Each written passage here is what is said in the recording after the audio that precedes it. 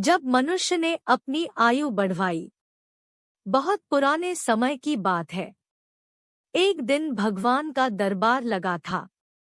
भगवान सभी प्राणियों की आयु निश्चित करने बैठे थे। इस बीच मनुष्य, गधा, कुत्ता और उल्लू चारों एक साथ भगवान के सामने हाजिर हुए। भगवान ने चारों को 40 साल की आयु दे दी।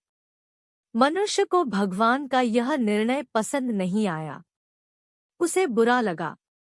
उसने सोचा, मैं सब प्राणियों में श्रेष्ठ माना जाता हूँ, फिर भी मेरी उम्र गधे, कुत्ते और उल्लू जैसे तुच्छ प्राणियों के बराबर ही क्यों?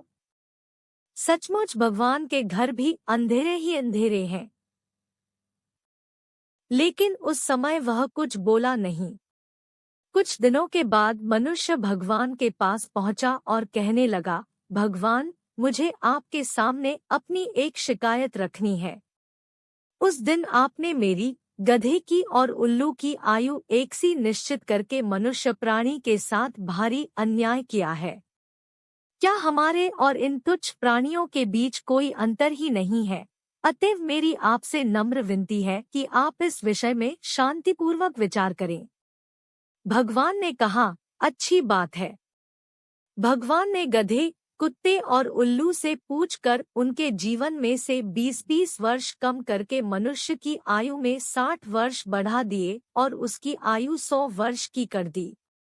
लेकिन नतीजा क्या हुआ?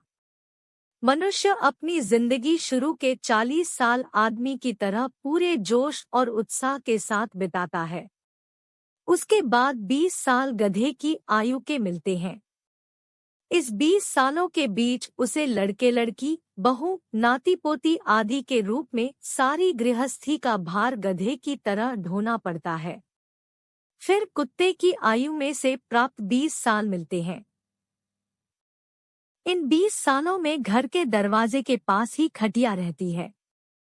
वह उस पर बैठा बैठा घरवालों को और बाहर वालों को आते जाते देखता है और कुत्ते की तरह उन्हें घूरता रहता है। 80 साल पूरे होने पर मनुष्य के नसीब में उल्लू की आयु के 20 बरस लिखे रहते हैं।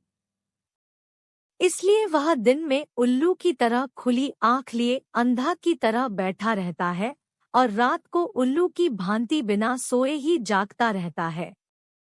गधे पर उसकी ताकत से ज्यादा बोझ लादकर और उसे डंडे से पीट पीट कर मनुष्य गधे की अपनी जिंदगी के बैर का बदला लेता है। कुत्ते को दुत्कार दुत्कार वह कुत्ते की अपनी जिंदगी के बैर का बदला लेता है और उल्लू का तो मुंह देखना भी उसे नहीं सुहाता।